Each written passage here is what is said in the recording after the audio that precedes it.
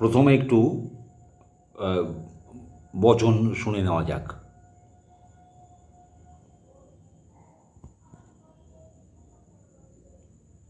এক সেকেন্ড লাগবে। একটা কমিউনিটি যখন জোট বাঁধে না, ঘিরে ফেললে 1 সেকেন্ডে দেবে একদম 12টা বাজিয়ে। আমরা আছি বলে না আপনারা সবাই ভালো আছেন। আর যদি আমরা না থাকি, কোনোদিন সেরকম আসে, 1 সেকেন্ড লাগবে। একটা কমিউনিটি যখন জোট বাঁধে না, ঘিরে ফেললে 1 সেকেন্ডে দেবে একদম 12টা বাজিয়ে। যদি নিজেদের 13টা বাজাতে না চান, বিজেপির অপপ্রচারে কেউ ভুল বুঝবেন না। 1 সেকেন্ড লাগবে। কি বুঝলেন? 1 সেকেন্ড লাগবে, এটাই তো আমরা বলছি যে মাননীয়া মোটামুটি গোটা পশ্চিমবঙ্গটাকে পশ্চিম বাংলাদেশ বানানোর সম্পূর্ণ প্ল্যান রেডি করে ফেলেছেন। এখন উনি বলতে চাইছেন যে আমাকে যদি মানে ভোটে হারাও, তোমরা জনগণ, তোমরা যদি আমাকে ভোটে হারাও, আমাকে যদি ভোট না দাও, আমি যদি হেরে যাই, তাহলে 1 সেকেন্ডে তোমাদের সব খেল খতম। হায়দ্রাবাদের আকবরউদ্দিন ওবেসি, ছোটো ওবেসি যাকে বলা হয়, সে বলে পুলিশ হাঁটিয়ে নাও, 15 মিনিটে আমরা সব কামতামাম করে দেবো। বাংলাদেশে কি হচ্ছে আপনারা দেখতে পাচ্ছেন। বাংলাদেশের সনাতনী হিন্দুদের বা অন্যান্য ধর্মাবলম্বী যারা আছে সংখ্যালঘু, তাদের কি অবস্থা হচ্ছে আপনারা দেখতে পাচ্ছেন। দীর্ঘ 1 বছরেরও বেশি হয়ে গেল। 1 বছরের বেশি কেন বলি, সেই স্বাধীনতা আগে থেকেই শুরু হয়েছে, সেই 46 সাল থেকে শুরু হয়েছে, আজও চলছে। মান ইজ্জত নিয়ে, স্থায়ী স্থাবর অস্থাবর সম্পত্তি নিয়ে সেখানে সংখ্যালঘুদের বেঁচে থাকা দায়। আর মাননীয়া সেই হুমকিটাই দিচ্ছেন পশ্চিমবঙ্গে দাঁড়িয়ে, যেটাকে তিনি বাংলা করতে চান। বাংলাদেশ তো আর করতে পারেন না, বাংলা করতে চান। বাংলা করে ইতিহাসটাকে ভুলিয়ে দিতে চান যে এই বাংলাটা এক সময় একটাই ছিল, আমরা বাংলার পশ্চিম ভাগ, আমরা পশ্চিমবঙ্গ। তো সেটা বড় কথা নয়, বড় কথা হচ্ছে যে হুমকিটা উনি দিচ্ছেন, যে যে ভীতি উনি সঞ্চার করতে চাইছেন, সেইটার ব্যাপারে আমাদের ভাবা উচিত। আমাদের সীমান্ত, আমি আপনাদের আগেই বলেছি, আমাদের সীমান্তবর্তী যে জেলাগুলো, সেখানে যে গ্রামগুলো, সেখানে তুলসী মঞ্চ রাখা যায় না, সেখানে সন্ধ্যায় শাঁখ বাজানো যায় না, উলুধ্বনি দেওয়া যায় না, কীর্তন করা যায় না, সার্বজনীনভাবে পুজো করা যায় না, মাইকে গান বাজানো যায় না। ওদিকটাকে মোটামুটি কবজা করে ফেলেছেন, এখন এদিকটায় নজর পড়েছে। এই হচ্ছে অবস্থা। এখন আমরা যদি ওনার ওই কথায় উদ্দীপিত, অনুপ্রাণিত হই যে ওনাকে রাখতেই হবে, না রাখলে 1 সেকেন্ডে আমরা শেষ হয়ে যাব, তাহলে আপনি ভেবে দেখুন, সীমান্তবর্তী জেলাগুলোকে ছেড়ে এবারে এদিকের যে জেলাগুলো, এই যে আপনার মেদিনীপুর, বর্ধমান, হাওড়া, হুগলি, বীরভূম, পুরুলিয়া, বাঁকুড়া, এই জেলাগুলো কীভাবে আস্তে আস্তে দখল হয়ে যাবে। আপনারা যারা এইসব জেলাগুলোতে বাস করেন তারা নিশ্চয়ই দেখছেন, সেখানে আজ থেকে 10 বছর আগে যে পরিমাণে ওই টুপিধারী লম্বাদাড়ি আপনারা আগে দেখতেন, আজ থেকে 10 বছর আগে, তার থেকে কত বেশি পরিমাণে আপনারা রাস্তাঘাটে, বাসে, ট্রেনে দেখতে পাচ্ছেন। মিলিয়ে দেখুন, আপনারা একটু ভাবুন, তাহলেই বুঝতে পারবেন যে হ্যাঁ, আজ থেকে 10 বছর আগে তো এরকম ছিল না। তো এখন বন্ধুরা, সময় এসছে এদেরকে সসম্মানে বিদায় করে দেওয়া। এবং ঠিক এই পরিস্থিতি ইউপিতে ছিল। আজম খাঁ, তারপর আনসারি ইত্যাদি, এরা মাফিয়া, এরা সব মাফিয়া ছিল। এরা এক একটা জেলা ধরে ধরে এরা মাফিয়া ছিল। এদের কথায় মানুষ উঠতে বসতে বাধ্য হতো। এরা যা চাইতো সেইভাবে ভোট হতো, সেইভাবে প্রার্থীরা জিতত। এদের দবদবা শেষ হয়ে গেছে। যোগী বাবা এসে হয় সারেন্ডার, নয় এনকাউন্টার। এখন সব ধামাচাপা পড়ে গেছে, আর বুল্ডোজার তো আছেই। তো আমাদের পশ্চিমবঙ্গে এরকম একজন কড়া শাসক দরকার, যেটা বিজেপি ছাড়া কেউ আমাদেরকে দিতে পারে না। বামপন্থীরা তো ওদের হাতেই তামুক খায়। এখন হুমায়ুনকে ধরে সেলিম বাবা একটা অন্তত বিধানসভায় ঢোকার চেষ্টা করছে। মানে বিধানসভা থেকে তো মানুষ ঘাট খাটিয়ে বের করে দিয়েছে, জনতা শূন্য করে ছেড়েছে। এখন সংখ্যালঘুদের হাতে পায়ে ধরে হুমায়ুনকে বগলে নিয়ে একটা অন্তত যদি ঢোকা যায় বিধানসভায়, তার চেষ্টা করছে। এদেরকে বিশ্বাস করবেন না। এদেরকে মানুষ বিগত সেই ৭৭ সাল থেকে নিয়ে ২০১১ সাল পর্যন্ত দেখে নিয়েছে। এরাই শুরু করেছে এই ধরনের ভোট, যেখানে প্রকৃত ভোটারকে ভোট দেওয়া যাবে না, যেখানে বাংলাদেশে অনুপ্রবেশকারীদেরকে ভোটার তালিকায় ঢুকিয়ে তাদেরকে মেশিনারি হিসাবে ইউজ করে তাদেরকে দিয়ে দাঙ্গা হাঙ্গামা বাঁধিয়ে ভোটের দিনে মানুষকে চমকে ধমকে যাতে ভোট বুথ পর্যন্ত না যায়, সেই ব্যবস্থা। প্রথম দিকে এটা ছিল না, বামপন্থী আমলে প্রথম দিকে এটা ছিল না। ১৯৭৭ সালে এরা যখন আসে, এই ভোট নিয়ে এই ধরনের নোংরামি ছিল না। এটা শুরু হয় ৯০ থেকে। এই বোমা গুলি এইসব সংস্কৃতি বামপন্থীরা ভোটে আমদানি করে ১৯৯০ থেকে, কারণ তখন তাদের পায়ের তলায় মাটি সরে যাচ্ছে, তারা বুঝতে পেরেছে আমরা এবারে হেরে যাব। সেই ৯০ সাল থেকে ২০১১ সাল পর্যন্ত তারা এই ফর্মুলাতে আমাদের পশ্চিমবঙ্গের শাসন করে গেছে। আর ওই ফর্মুলা এত লোভনীয় ফর্মুলা, কিছুই করতে হবে না, জনগণের জন্য তোমাকে কিচ্ছু করতে হবে না। খালি তুমি ভোট মেশিনারিটাকে ঠিক রাখো, তোমার গুন্ডাতন্ত্র ঠিক রাখো, প্রশাসনে তুমি তোমার দলদাস বানিয়ে রাখো, তুমি ক্ষমতায় থেকে যাবে। এই ফর্মুলা ২০১১ বামফ্রন্টটা ছেড়ে যাওয়ার পর সেই একই ফর্মুলা প্রয়োগ করে আজকে ২০২৫। এই বিগত ৩৫ বছরে একটা জেনারেশন আমরা দেখছি, আমার বয়সী যারা আছে, যে কিভাবে ভোটকে প্রহসনে পরিণত করা যায়। আর হতে দেবেন না, কেননা নির্বাচন কমিশন খুব শক্ত হাতে, এখনও পর্যন্ত যা লক্ষণ দেখা যাচ্ছে, খুব শক্ত হাতে নির্বাচন পরিচালনা করার সিদ্ধান্ত নিয়েছে।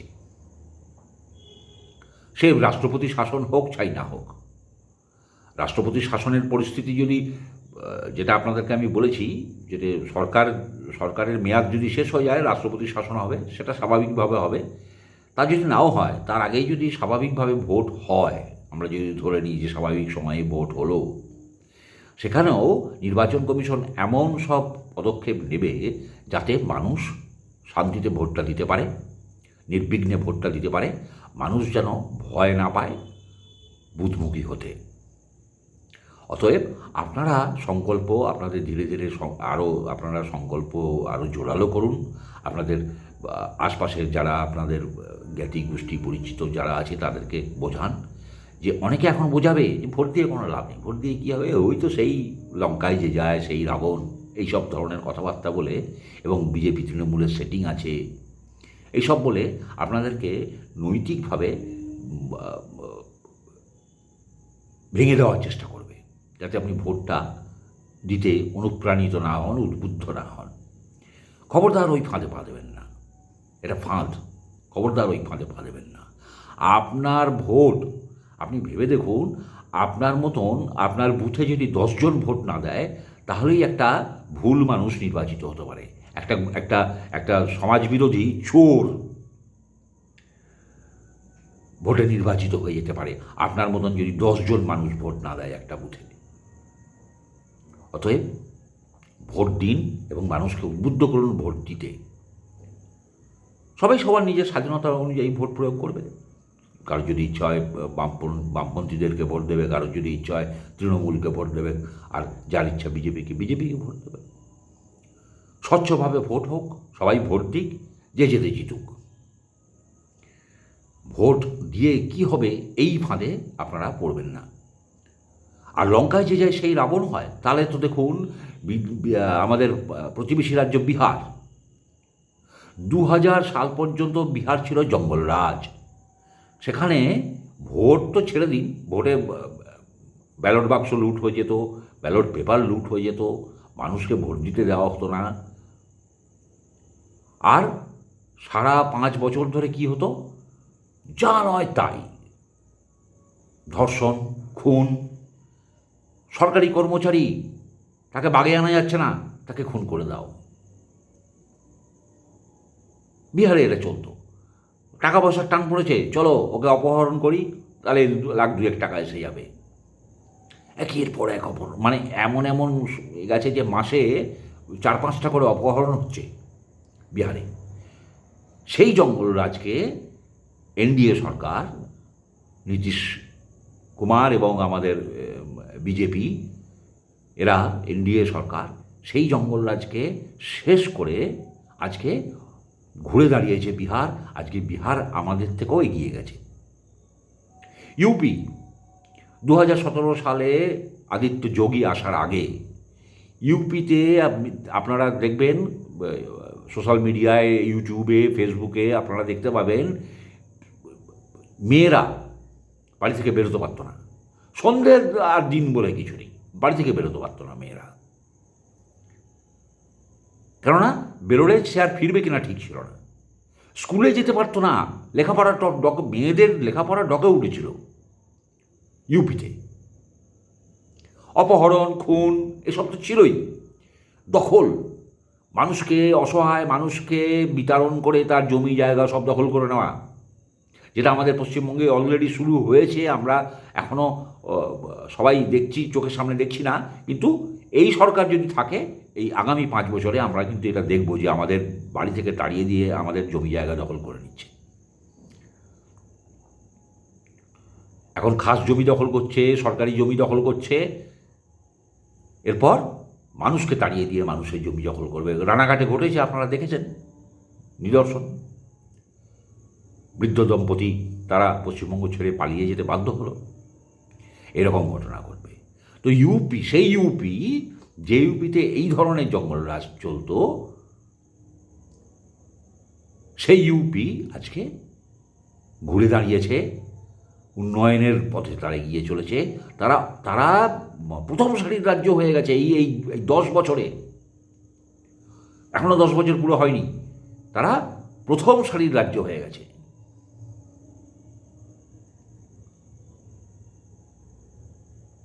তাহলে এই উন্নতি একমাত্র বিজেপির দ্বারা সম্ভব। উন্নতি করার জন্য পরিকল্পনার দরকার হয়, আর চুরি করার জন্য, একটা রাজ্যকে শেষ করে দেওয়ার জন্য ষড়যন্ত্রের দরকার হয়। পরিকল্পনা ধনাত্মক আর ষড়যন্ত্র ঋণাত্মক, দুটো একই জিনিস। যে ষড়যন্ত্র করে সে পরিকল্পনা করতে পারে না, কেননা পরিকল্পনা হচ্ছে ভালোর জন্য, আর ষড়যন্ত্র হচ্ছে স্বার্থ গোছানোর জন্য, চুরির জন্য, ডাকাতির জন্য, রাজ্যের মানুষকে পথে বসানোর জন্য। এই যে ভাতা দিয়ে ভোট কিনবেন ভেবেছেন মাননীয়া, এবং আমরা বুঝতে পারছি, উনি নিজেই বুঝতে পারছেন যে ভাতা দিয়ে ভোট কেনা যাচ্ছে না। তার জন্য যে ভাতা উনি আগস্ট থেকে দেবেন বলেছিলেন, সেই ভাতা উনি তারপরেই ঘোষণা করলেন আমি এপ্রিল থেকে দেবো। তারপর ধনলা মঞ্চে গিয়ে ঘোষণা করছেন আজ থেকে দেবো। কে কতজন ভাতা পেয়েছে আমি জানি না, ফেসবুকে খুব দেখছি আমি ভাতা পেলাম। হ্যাঁ, ওই যে ডিজিটাল গাধাগুলো আছে, তাদের কাজ এটা, ভাতা পেয়ে গেলাম। কত লক্ষ মানুষকে ভাতা দিয়েছেন, কত লক্ষ বেকারকে ভাতা দিয়েছেন, প্রকাশ করুন শ্বেতপত্র।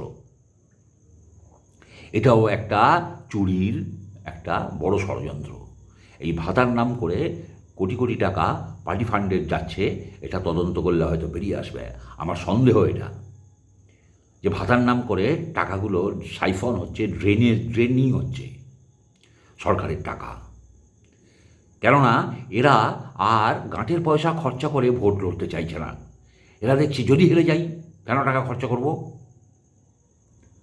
তাই ফান্ড কালেকশন হচ্ছে সরকারি টাকা এইভাবে।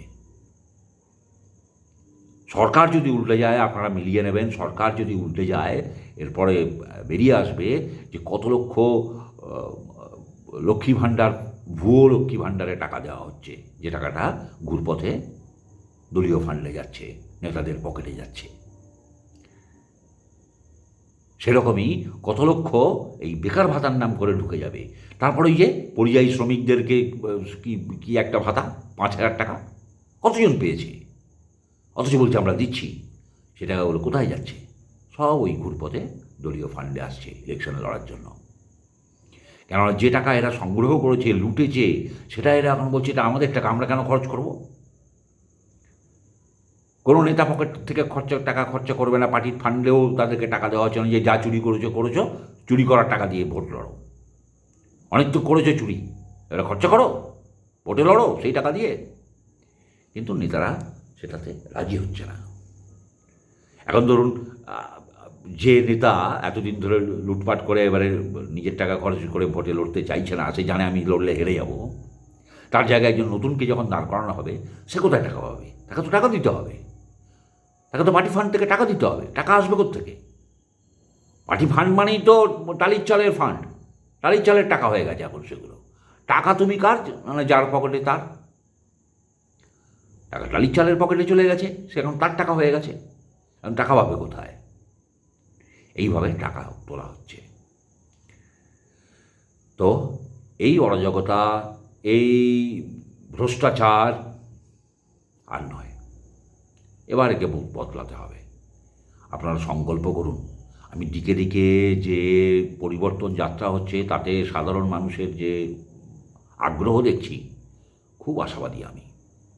এটা ভাবা যায় না বর্ধমানের মতন জেলায় রাস্তায় দাঁড়িয়ে মানুষ দেখতে পারে যে পরিবর্তন যাত্রা যাচ্ছে, আমি দাঁড়িয়ে আছি, আমি দেখছি, হতে পারে, কিন্তু হাত নাড়ছে, অভিবাদন, পরস্পর অভিবাদন বিনিময় করছে, এই দৃশ্য আমি আশা করিনি। অতএব অতএব হাওয়া ঘুরছে। আপনি সংকল্প করুন যে এবার অন্তত আমি বাড়িতে বসে থাকবো না, আমি ভোটটা দেবো। সকাল সকাল গিয়ে ভোটের লাইনে দাঁড়ান, ভোট দিন, কোনো অসুবিধা নেই।